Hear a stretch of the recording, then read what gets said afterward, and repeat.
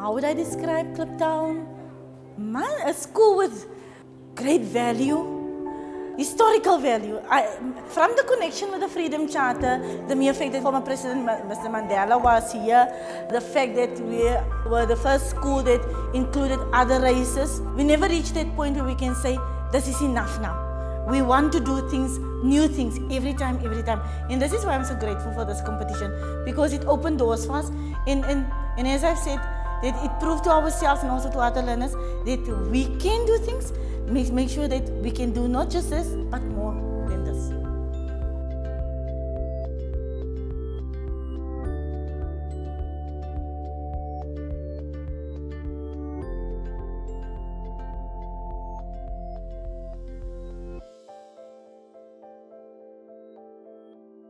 Right, so the first thing that I would suggest, so you're talking about President4aDay. The first thing that you need to decide is what is the purpose of your speech? There are wonderful things to talk about. So as much as you might be looking at some negatives, I think it's always good to inspire people to say, but we can do this. And you are the youth.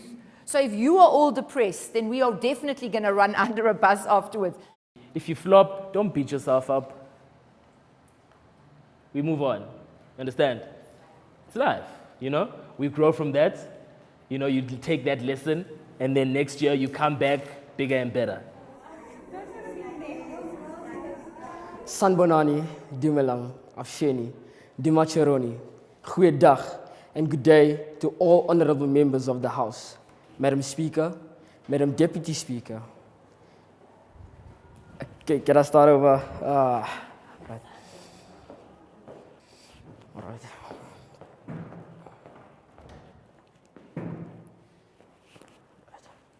Sanbonani, Dumelang, Asheni, Dimachironi, Goeiedag, and good day to all honorable members of the House. This is the State of the Nation's address. This is not... all right, You need to practice more so that you know your cue cards. And also make sure that you know what is the last word on this cue card so that you can shift it.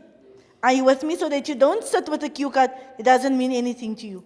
Me representing the boys is like a huge opportunity for me to show that there are some boys in the school and in our community that are actually involved and that actually want to do these type of things.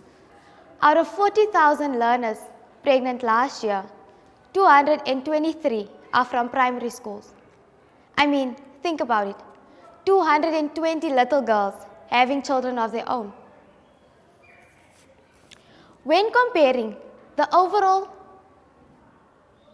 pass rate by gender, more males are completing the NSC examination than females, whereas more females were enrolling. I chose my topic based on the pregnancy of my best friend. Seeing her struggle now, seeing the way, like, she's always there, always saying, you know what, I wish I could have done things differently. And there's a lot of people in South Africa and around the world that often put all the blame on teenage girls or whatever and portray them as the specific type of people, when it's not actually that, because when you see their struggle, then you actually realize that no, they do acknowledge that. But yeah, I just hope that our country can work together and uplift each and every one of these girls and sustain from sexual activity at a very young age. Xenophobia is an issue faced by most countries all over the world. As recently seen in South Africa, where communities were attacking black foreign nationals. Why is that? Is it because they are stealing their jobs? Do they feel inferior about them?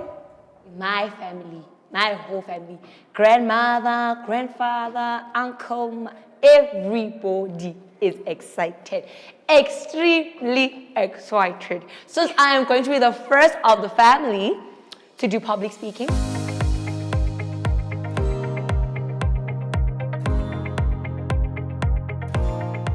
I want to thank the MRC. Essentially, it's a program of 2 schools where we're doing entrepreneurship and the development of young people.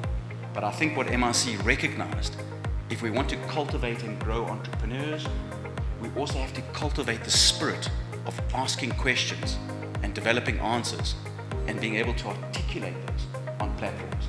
And so in their wisdom, they believed that our public speaking program is a fantastic bedfellow of entrepreneurship.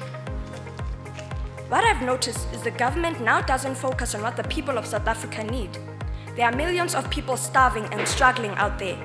Just like any government servant, teachers will be required to wear uniform. Wearing uniform will make them feel familiar with each other. That's what a president is all about. Working to make your country better and improving the lives of people.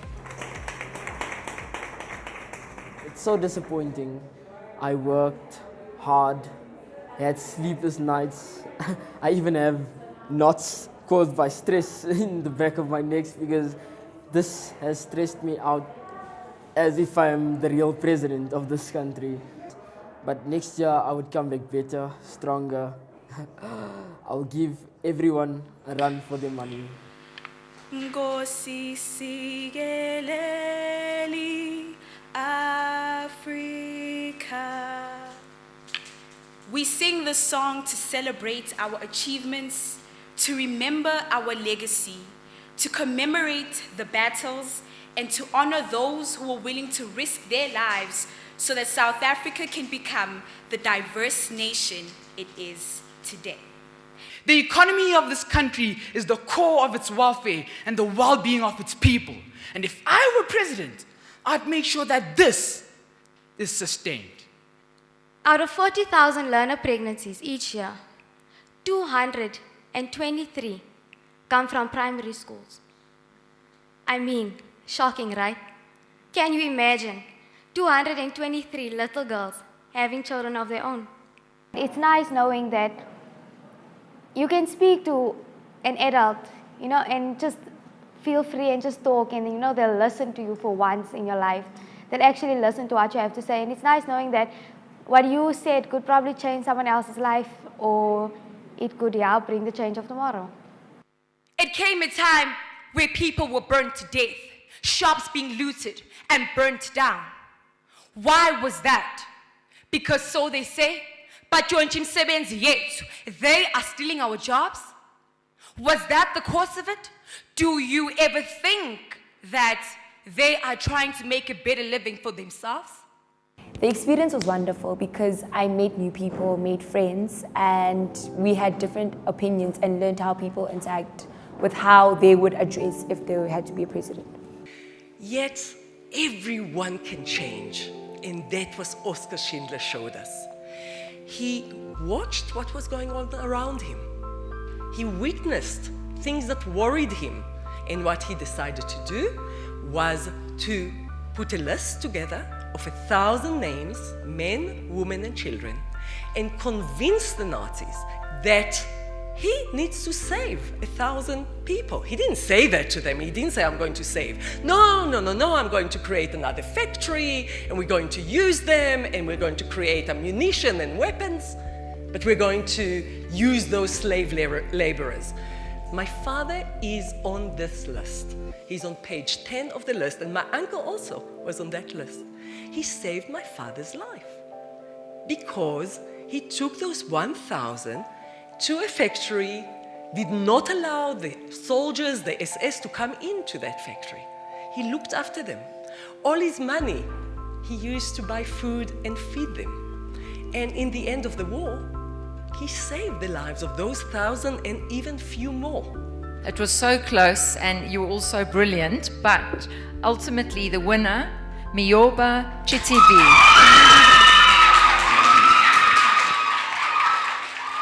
I am a bit disappointed because I kind of feel like I did put a bit of hard work, but I am very happy for the winners. After hearing their speeches, yeah, they did actually deserve it, and it makes me work harder as a person. I'm actually not disappointed because I see that as people we have different kinds of plans for each other. God knows why this had to happen, and everything happens for a reason. So I believe that I didn't come out here as a loser, but I came out here as somebody who learned something. Today, I saw leaders and presidents here. I saw business leaders, entrepreneurs, and individuals who will take this country to greater heights. So, Mr. President, Madam President, let the light that is shining within you shine forever and never die. Thank you.